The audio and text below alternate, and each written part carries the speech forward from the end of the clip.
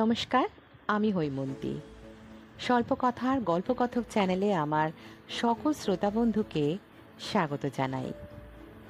আজকের নিবেদন রবীন্দ্রনাথ ঠাকুরের লেখা গল্প কাবুলিওয়ালা। গল্প পাঠ যদি ভালো লেগে থাকে তাহলে চ্যানেলটিকে লাইক, শেয়ার এবং সাবস্ক্রাইবের অনুরোধ রইল। তাহলে শুনতে থাকুন আজকের গল্প। আমার 5 বছর বয়সের ছোট মেয়ে মিনি এক দণ্ড কথা না কহিয়া থাকিতে পারে না। পৃথিবীতে জন্মগ্রহণ করিয়া ভাষা শিক্ষা করিতে সে কেবল 1 বৎসর কাল ব্যয় করিয়াছিল।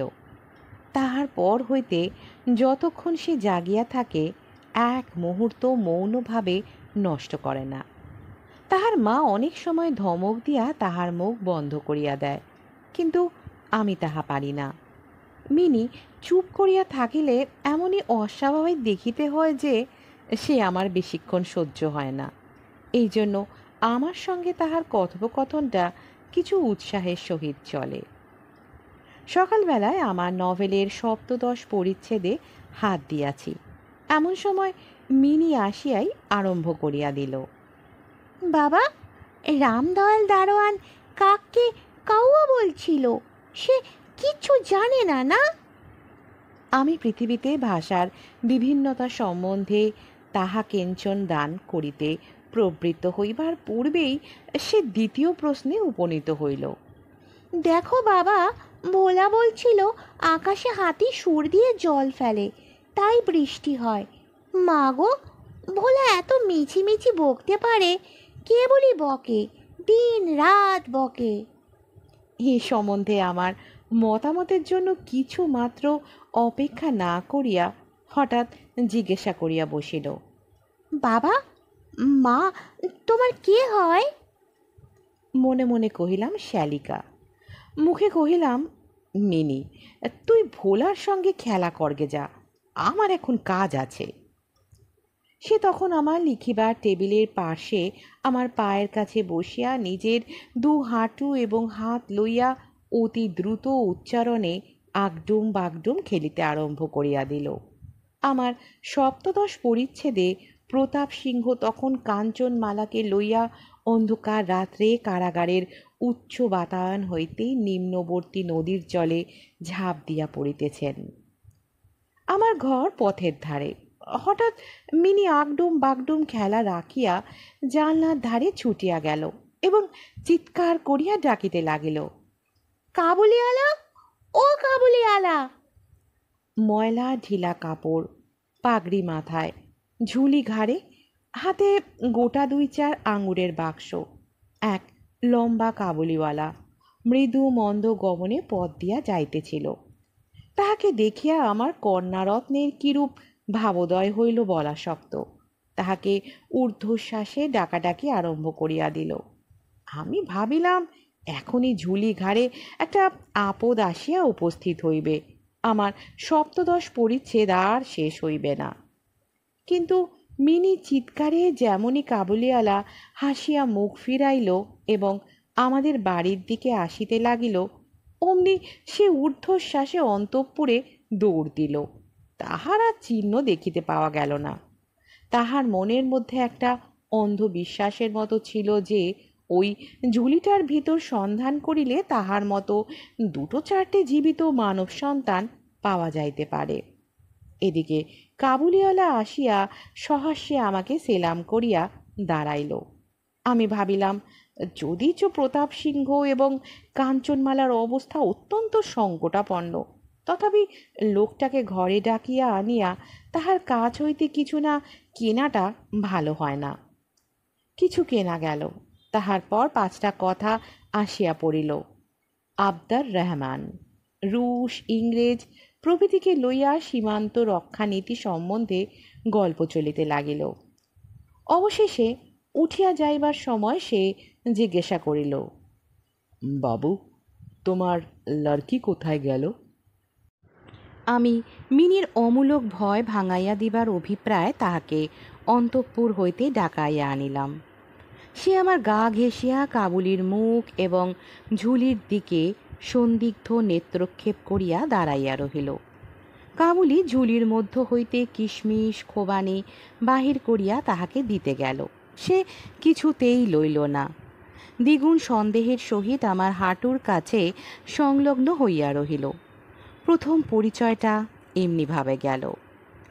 কিছুদিন পরে একদিন সকালবেলায় আবশ্যকবশত বাড়ি হইতে বাহির হইবার সময় দেখি আমার দুহিতাটি দ্বারের সমীপস্থ বেঞ্চির ওপর বসিয়া অনর্গল কথা কহিয়া যাইতেছে এবং কাবুলিওয়ালা তাহার পদতলে বসিয়া সহাস্য মুখে শুনিতেছে এবং মধ্যে মধ্যে প্রসঙ্গক্রমে নিজের মতামত দোআঁশলা বাংলায় ব্যক্ত করিতেছে।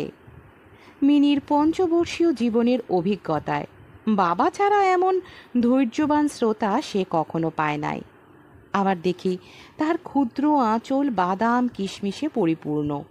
আমি কাবুলিওয়ালাকে কহিলাম, উহাকে এসব কেন দিয়াছ? অমন আর দিও না বলিয়া পকেট হইতে একটা আধুলি লইয়া তাহাকে দিলাম। সে অসংকোচে আধুলি গ্রহণ করিয়া ঝুলিতে পড়িল। বাড়িতে ফিরিয়া আসিয়া দেখি সেই আধুলিটি লইয়া 16 আনা গোলযোগ বাঁধিয়া গেছে। মিনির মা একটা শ্বেত চকচকে গোলাকার পদার্থ লইয়া ভৎসনার স্বরে মিনিকে জিজ্ঞাসা করিতেছেন, তুই এ আধুলি কোথায় পেলি? মিনি বলিতেছে, কাবুলিওয়ালা দিয়েছে। তাহার মা বলিতেছেন, কাবুলিওয়ালার কাছ হইতে আধুলি তুই কেন নিতে গেলি? মিনি ক্রন্দনের উপক্রম করিয়া কহিল, আমি চাইনি, সে আপনি দিলে। আমি আসিয়া মিনিকে তাহার আসন্ন বিপদ হইতে উদ্ধার করিয়া বাহিরে লইয়া গেলাম। সংবাদ পাইলাম কাবুলিওয়ালার সহিত মিনির এই যে দ্বিতীয় সাক্ষাৎ তাহা নহে। ইতিমধ্যে সে প্রায় প্রত্যহ আসিয়া পেস্তা বাদাম ঘুষ দিয়া মিনির ক্ষুদ্র লুব্ধ হৃদয়টুকু অনেকটা অধিকার করিয়া লইয়াছে। দেখিলাম এই দুটি বন্ধুর মধ্যে গুটি কত বাঁধা কথা এবং ঠাট্টা প্রচলিত আছে, যথা রহমতকে দেখিবা মাত্র আমার কন্যা হাসিতে হাসিতে জিজ্ঞাসা করিত, কাবুলিওয়ালা, ও কাবুলিওয়ালা, তোমার ও ঝুলির ভেতর কি? রহমত একটা অনাবশ্যক চন্দ্রবিন্দু যোগ করিয়া হাসিতে হাসিতে উত্তর করিত, হাতি। অর্থাৎ তাহার ঝুলির ভেতরে যে একটা হস্তি আছে, এইটি তাহার পরিহাসের সূক্ষ্ম মর্ম। খুব যে বেশি সূক্ষ্ম তাহা বলা যায় না, তথাপি এই পরিহাসে উভয়ই বেশ একটু কৌতুক অনুভব করিত এবং শরৎকালের প্রভাতে একটি বয়স্ক এবং একটি অপ্রাপ্তবয়স্ক শিশুর সরল হাস্য দেখিয়া আমারও বেশ লাগিত। উহাদের মধ্যে আরও একটা কথা প্রচলিত ছিল। রহমত মিনিকে বলিত, খোকি, তুমি শ্বশুর বাড়ি কখনো যাবে না।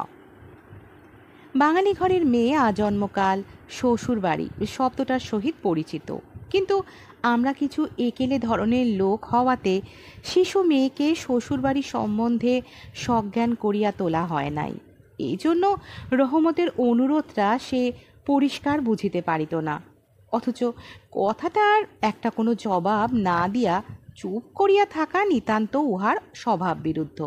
সে উল্টিয়া জিজ্ঞাসা করিত, তুমি শ্বশুরবাড়ি যাবে? রহমত কাল্পনিক শ্বশুরের প্রতি প্রকাণ্ড মোটা মুষ্টি আস্ফালন করিয়া বলিত, আমি শ্বশুরকে মারবে। শুনিয়া মিনি শ্বশুর নামক কোনো এক অপরিচিত জীবের দুরবস্থা কল্পনা করিয়া অত্যন্ত হাসিত। এখন শুভ্র শরৎকাল। প্রাচীনকালে এই সময়ই রাজারা দিগ্বিজয় বাহির হইতেন। আমি কলিকাতা ছাড়িয়া কখনো কোথাও যাই নাই, কিন্তু সেই জন্যেই আমার মনটা পৃথিবীময় ঘুরিয়া বেড়ায়। আমি যেন আমার ঘরের কোণে চিরপ্রবাসী। বাহিরের পৃথিবীর জন্য আমার সর্বদা মন কেমন করে। একটা বিদেশের নাম শুনিলেই অমনি আমার চিত্ত ছুটিয়া যায়। তেমনি বিদেশি লোক দেখিলেই অমনি নদী পর্বত অরণ্যের মধ্যে একটা কুটিরের দৃশ্য মনে উদয় হয় এবং একটা উল্লাসপূর্ব স্বাধীন জীবনযাত্রার কথা কল্পনায় জাগিয়া ওঠে। এদিকে আবার আমি এমনই উদ্ভিজ প্রকৃতি যে আমার কোনটুকু ছাড়িয়া একবার বাহির হইতে গেলে মাথায় বজ্রাঘাত হয়। এই জন্য সকালবেলায় আমার ছোট ঘরে টেবিলের সামনে বসিয়া এই কাবুলির সঙ্গে গল্প করিয়া আমার অনেকটা ভ্রমণের কাজ হইত। দুই ধারে বন্ধুর দুর্গম দগ্ধ রক্তবর্ণ উচ্চ গিরিশ্রেণী, মধ্যে সংকীর্ণ মরুপথ, বোঝাই করা উষ্ট্রের শ্রেণী চলিয়াছে। পাগড়ি পরা বণিক ও পথিকেরা কেহ বা উটেরঞ্চ পরে, কেহ বা পদব্রজে, কাহারো হাতে বর্ষা, কাহারো হাতে সেকেলে চকমকি ঠোকা বন্দুক। কাবুলি মেঘ মন্দ্র স্বরে ভাঙা বাংলায় স্বদেশের গল্প করিত, আর এই ছবি আমার চোখের সম্মুখ দিয়া চলিয়া যাইত। মিনির মা অত্যন্ত শঙ্কিত স্বভাবের লোক। রাস্তায় একটা শব্দ শুনিলেই তাহার মনে হয় পৃথিবীর সমস্ত মাতাল আমাদের বাড়িটাই বিশেষ লক্ষ্য করিয়া ছুটিয়া আসিতেছে। এই পৃথিবীটা যে সর্বত্রই চোর ডাকাত মাতাল সাপ বাঘ ম্যালেরিয়া শুঁয়োপোকা আরশোলা এবং গোড়ার দ্বারা পরিপূর্ণ, এতদিন পৃথিবীতে বাস করিয়াও সে বিভীষিকা তাহার মন হইতে দূর হইয়া যায় নাই। রহমত কাবুলিওয়ালা সম্বন্ধে তিনি সম্পূর্ণ নিঃসংশয় ছিলেন না। তাহার প্রতি বিশেষ দৃষ্টি রাখিবার জন্য তিনি আমাকে বারবার অনুরোধ করিয়াছিলেন। আমি তাহার সন্দেহ হাসিয়া উড়াইয়া দিবার চেষ্টা করিলে তিনি পর্যায়ক্রমে আমাকে গুটিকতক প্রশ্ন করিলেন। কখনো কি কাহারও ছেলে চুরি যায় না? কাবুল দেশে কি দাস ব্যবসা প্রচলিত নাই? একজন প্রকাণ্ড কাবুলির পক্ষে একটি ছোট ছেলে চুরি করিয়া লইয়া যাওয়া একেবারেই কি অসম্ভব? আমাকে মানিতে হইল। ব্যাপারটা যে অসম্ভব তাহা নহে, কিন্তু অবিশ্বাস্য। বিশ্বাস করিবার শক্তি সকলের সমান নহে। এই জন্য আমার স্ত্রীর মনে ভয় রহিয়া গেল, কিন্তু তাই বলিয়া বিনা দোষে রহমতকে আমাদের বাড়িতে আসিতে নিষেধ করিতে পারিলাম না। প্রতি বৎসর মাঘ মাসের মাঝামাঝি রহমত দেশে চলিয়া যায়। এই সময়টা সমস্ত পাওনার টাকা আদায় করিবার জন্য সে বড় ব্যস্ত থাকে। বাড়ি বাড়ি ফিরিতে হয়, কিন্তু তবু একবার মিনিকে দর্শন দিয়া যায়। দেখিলে বাস্তবিক মনে হয় উভয়ের মধ্যে যেন একটা ষড়যন্ত্র চলিতেছে। সকালে যেদিন আসিতে পারে না, সেদিন দেখি সন্ধ্যার সময় আসিয়াছে। অন্ধকারে ঘরের কোণে সেই ঢিলে ঢালা জামা পায়জামা পরা সেই ঝোলা ঝুলিওয়ালা লম্বা লোকটাকে দেখিলে বাস্তবিক হঠাৎ মনের ভিতরে একটা আশঙ্কা উপস্থিত হয়। কিন্তু যখন দেখি মিনি কাবুলিয়ালা করিয়া হাসিতে হাসিতে ছুটিয়া আসে এবং দুই অসমবয়সী বন্ধুর মধ্যে পুরাতন সরল পরিহাস চলিতে থাকে, তখন সমস্ত হৃদয় প্রসন্ন হইয়া ওঠে। একদিন সকালে আমার ছোট ঘরে বসিয়া প্রুফশিট সংশোধন করিতেছি। বিদায় লইবার পূর্বে আজ দিন 2-3 হইতে শীতরা খুব কনকনে হইয়া উঠিয়াছে। চারিদিকে একেবারে হিহিকার পড়িয়া গেছে। জানালা ভেদ করিয়া সকালের রৌদ্রটি টেবিলের নিচে আমার পায়ের ওপর আসিয়া পড়িয়াছে। সেই উত্তাপটুকু বেশ মধুর বোধ হইতেছে। বেলা বোধ করি 8টা হইবে। মাথায় গলা বন্ধ জড়ানো উষাচরগণ প্রাতভ্রমণ সমাধা করিয়া প্রায় সকলে ঘরে ফিরিয়া আসিয়াছে। এমন সময় রাস্তায় ভারী একটা গোল শোনা গেল। চাহিয়া দেখি আমাদের রহমতকে দুই পাহারাওয়ালা বাঁধিয়া লইয়া আসিতেছে। তাহার পশ্চাতে কৌতূহলী ছেলের দল চলিয়াছে। রহমতের গাত্র বস্ত্রে রক্তচিহ্ন এবং একজন পাহারাওয়ালার হাতে রক্তাক্ত ছোড়া। আমি দ্বারের বাহিরে গিয়া পাহারাওয়ালাকে দাঁড় করাইলাম।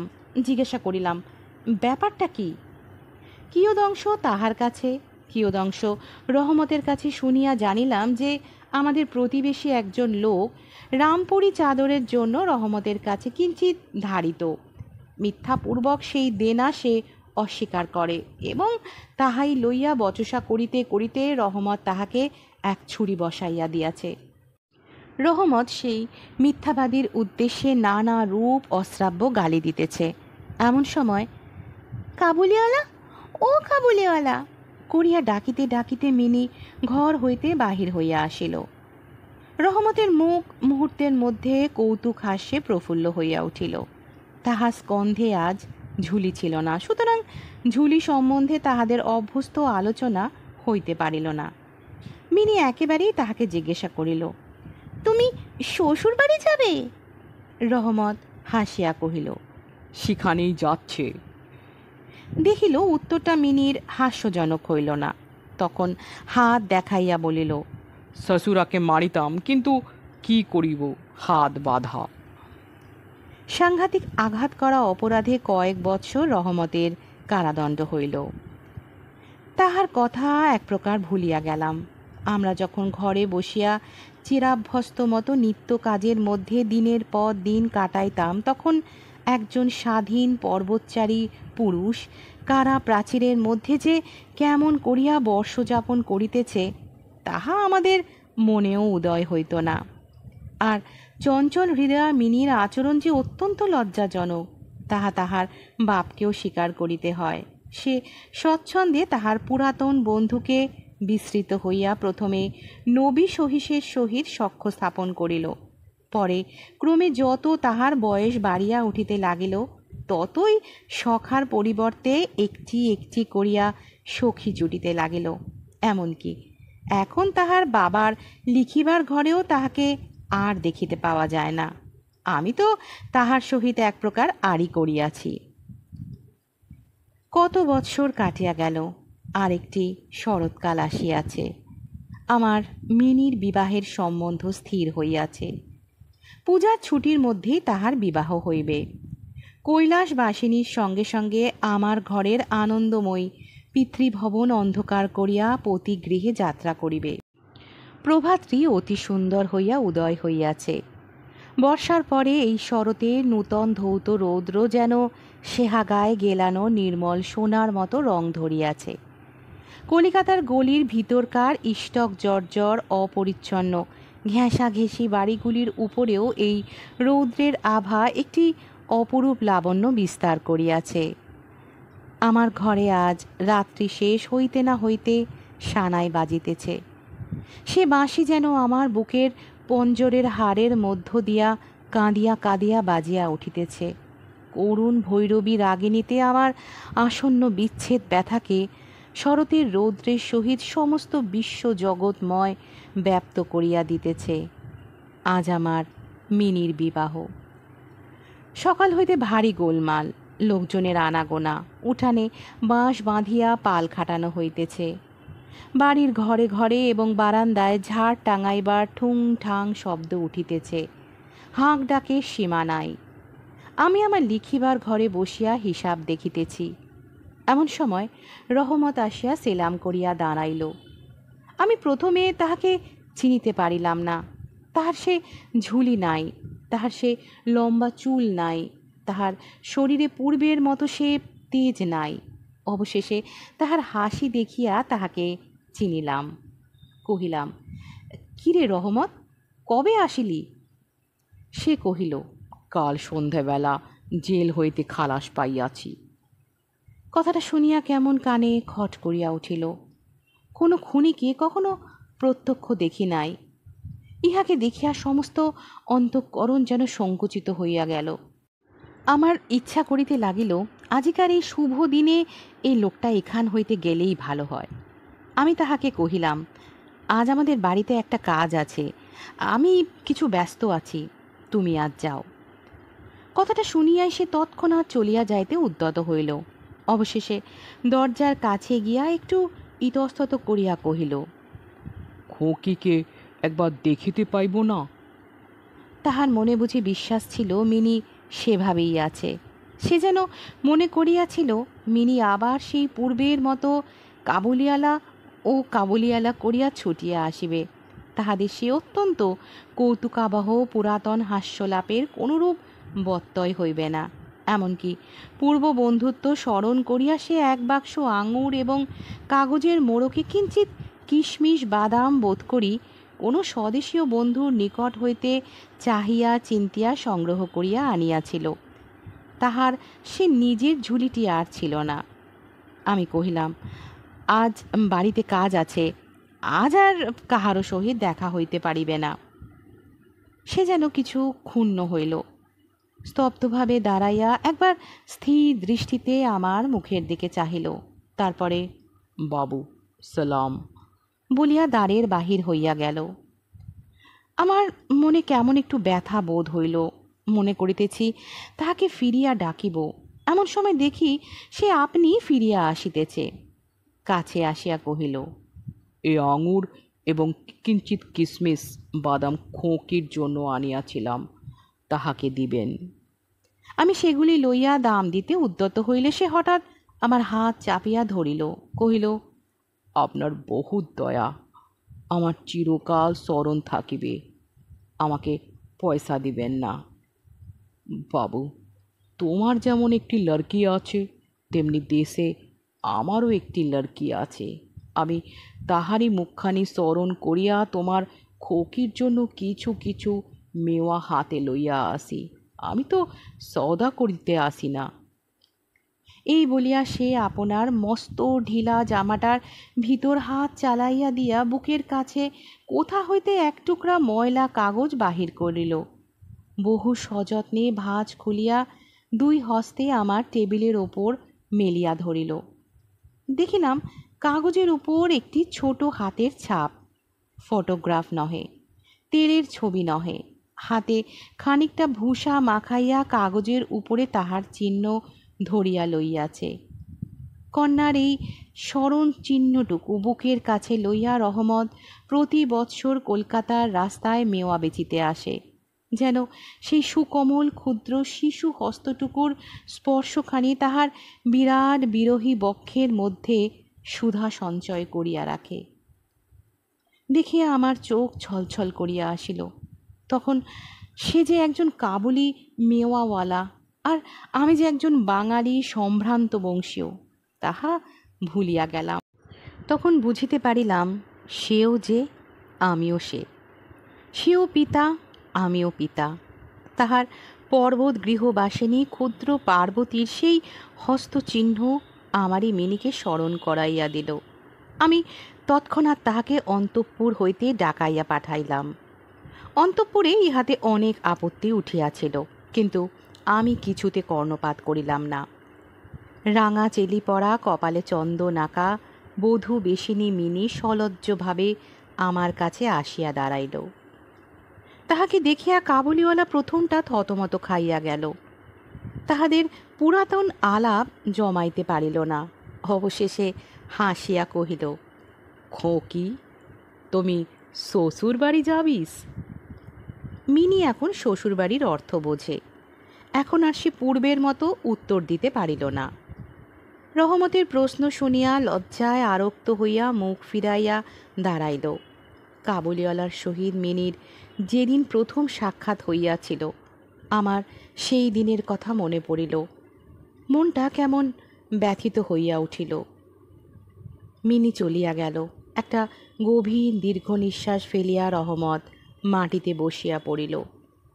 সে হঠাৎ স্পষ্ট বুঝিতে পারিল তাহার মেয়েটিও ইতিমধ্যে এই রূপ বড় হইয়াছে।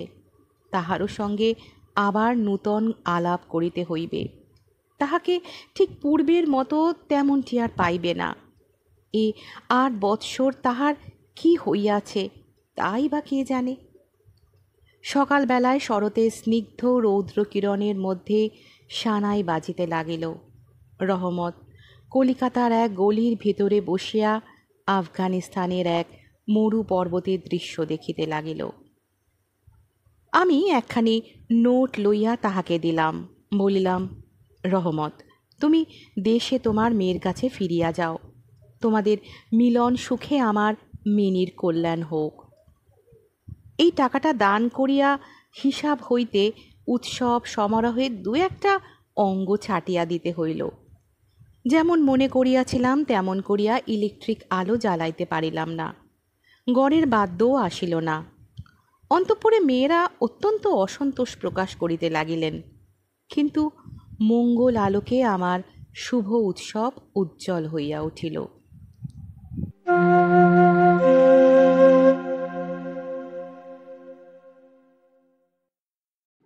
কাবুলিওয়ালা গল্পটি এখানেই শেষ হলো। কাবুলিওয়ালা গল্পটি আমাদের সকলের কাছেই অতি পরিচিত একটি গল্প। আমি একক প্রচেষ্টায় গল্পটি পাঠ করার চেষ্টা করলাম। গল্পটি আপনাদের কেমন লাগলো অবশ্যই কমেন্ট বক্সে জানাবেন।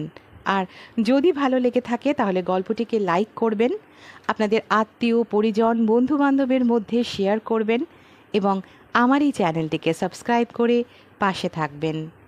ফিরে আসবো নতুন একটি গল্পের সাথে। ভালো থাকবেন, সুস্থ থাকবেন।